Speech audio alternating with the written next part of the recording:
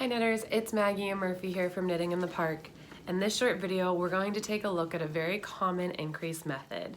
So we've covered the knit front and back and other methods. In this video, we're going to take a look at make one rights and make one lefts. Now these are right and left leaning increases, and you'll see what that means in just a moment. They're also made picking up the bar in between two stitches. To do this, you'll need to work them in alternating rows or rounds. Okay, so we have a swatch here to demonstrate what the make one right and make one left look like. So you'll see the stitches on the right side of this swatch lean to the right of the center stitch. So they're a right leaning increase over here. And on the left side of my center stitch here, you'll see that the stitches lean away to the left. So now we have a visual of our make one right and our make one lefts. In this swatch, I'm making my make one right and make one left on either side of the center stitch. So I've gotten to the point in my pattern where I need to work my make one right.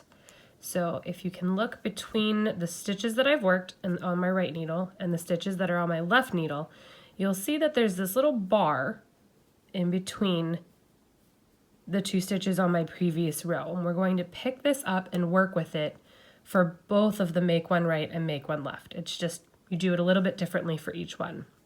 For the make one right, it's helpful to remember right is rear. So there's two ways you can pick the stitch up. You can, using your left hand needle, go from the back to the front, so from the rear to the front, and pick up that bar and knit the stitch as normal. It can be a little tight sometimes. So that's one way.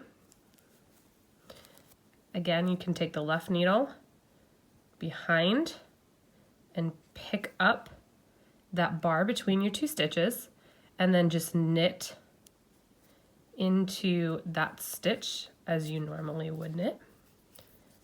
Sometimes if I'm really in a rhythm, I will use my right needle just because it's easier to grab that bar, use it to place that bar on my left hand needle, and then I'll knit it. So you can either use the left going behind and picking it straight up, or you can pick it up with the right needle and then just make sure as you place it on the left that you're going from back to front or rear to front. So that's the right lifted increase. So I'll just work it one last time. Then we'll knit my center stitch. So to make one left, if make one right, we go through the rear and pick up this bar. Now we're going to go through the front and pick this bar up. So similarly, you can pick this bar up two different ways.